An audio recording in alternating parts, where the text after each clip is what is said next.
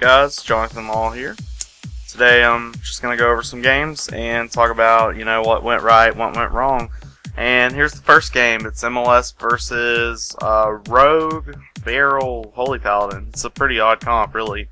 But I've pretty much just sped up the first, 30, 45 seconds of the game because they just waited a really long time to open. They wanted to wait for our mage to get out of invis, and yeah. So pretty much, this team actually killed us like a few times, believe it or not. Like, I honestly don't think they should because they, were MLS and we should be able to kill them. But we weren't playing Frost, so it made it more difficult. Plus, Holy Pally Freedom kind of like destroys Frost mages anyway. But nonetheless, we should win. Unfortunately, they chose the dumbest strategy possible, and that's the only reason they were able to get a few games off of us.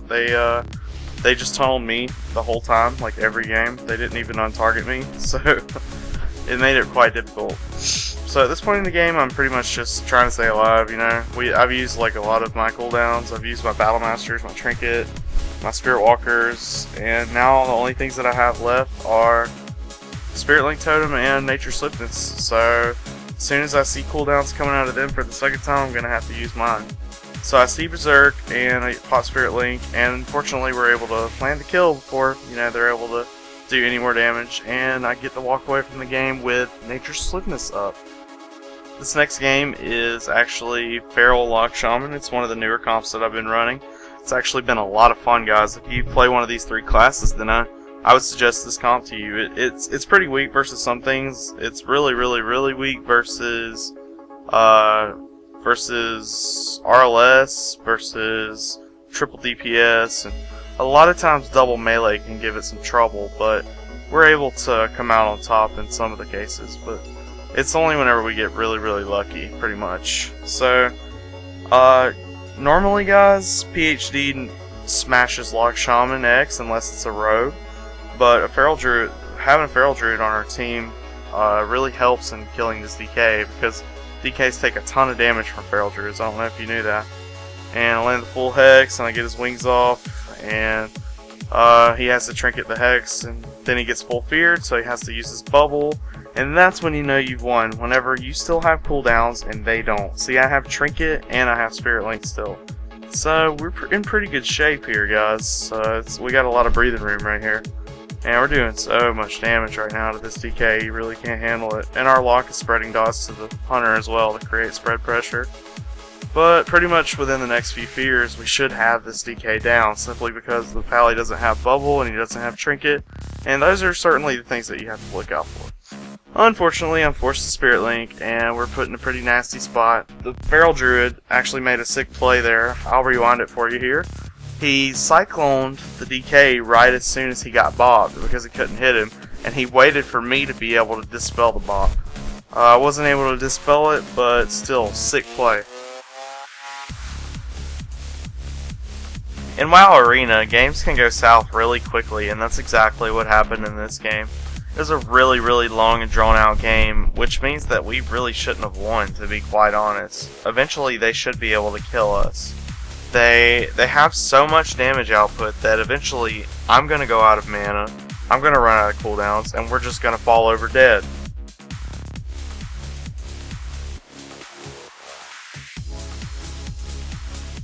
My team did an awesome job this entire game of keeping me out of traps and staying alive and LOSing and stuff, and unfortunately we did not have raid markers because this was one of the first games that we played and we forgot to make it a raid. We set the markers up outside of the game, but we forgot to actually make it a raid, and that's really unfortunate. So guys, don't forget, you want to be able to find your teammates in the arena, and you want your teammates to be able to find you in the arena. It's very important to have raid markers.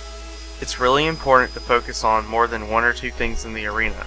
You have to see the arena match as a whole, and if you put too much focus into one or two different things, then you're going to slack in the other things. As you can see, I've got my party frames and then my arena frames close to the center of the screen. That's exactly where your eyes need to be focused for the majority of the game. This match I had to focus too much on something that I never like to focus on: finding my teammates. It's so important to put up raid markers because I have to chase my warlock around this pillar the majority of the game because he can't stand out and just take shots from a hunter. they do way too much damage for that.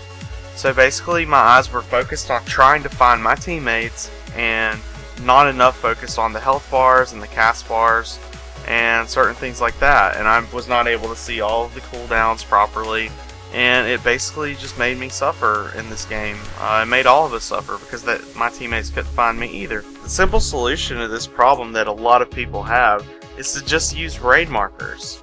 Make sure that you use the correct colors on the correct classes. So me as the Resto Shaman would get the blue square, my Druid would get the orange circle, and my Warlock would get the purple diamond. That way we don't have to look for each other, we know where we all are. All you have to do if you want to find your Warlock is look for the purple diamond. You don't have to look for the actual character himself. Just makes it a lot easier. This makes it so that the focus that you would normally be putting into finding your teammates, you could put the focus into other things, such as looking at cast bars and looking at health bars and looking for cooldowns and certain stuff like that. It just makes it way better, and it helps you to stop tunnel visioning.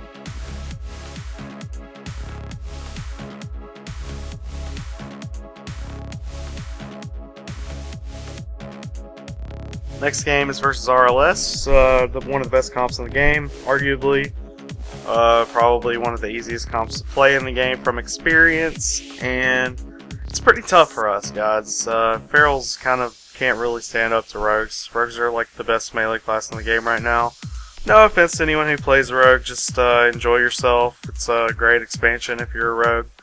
And unfortunately, the legendaries are way easy to get. Like, if you just run 10 mans like casually, then you should have the legendaries by now.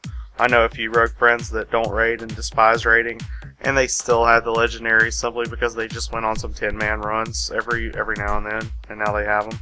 Which is not fair, but I mean, that's just my opinion, and it doesn't really matter. Blizzard game developers are not asking me, so... Anyway, the only chance we have to win this is to CC the Shaman and kill the lock, or either give the Shaman, which is not going to happen. RLS has two good appeals for you to kill their Shaman as this comp. Our team obviously is going to make a lot of mistakes. This was the first time I've ever played this comp, and I played with both of these guys on my team before. By the way, shout out to Slim Toast and Karizi. They're really awesome. I'll leave a link to Karizi's YouTube channel in the description, and I'll annotate it. He's a really good feral druid, man, and you guys should go check out his videos. He posts on the DarrenMcIntyre channel sometimes too, and he's really insane, guys. He's definitely one of the best feral druids I've ever played with or ever seen in Arena. So go check him out, and make sure that you subscribe to his channel so that you can see whenever he posts new videos. We're going to be doing some collaborations and stuff pretty soon, so we've been talking about it for a while. We just now got the chance to play with each other a bit, so you guys are going to enjoy that, I swear. We got some really good plans. But we get a lot of CC put onto this Shaman, and we're, slowly taking this Warlock down. This is like the Warlock map, Blade's Edge Arena. Like, if he gets low, all he has to do is jump down and port back up, which is, how the game works. Somehow, eventually, we're going to be able to land a kill on him. It's really important to keep your team out of CC, guys. If you don't have to heal in your downtime, make sure you're dispelling everything, because you want to be able to get those howls and those coils and those blanket silences off like instantly, because this team already has a ton of heals.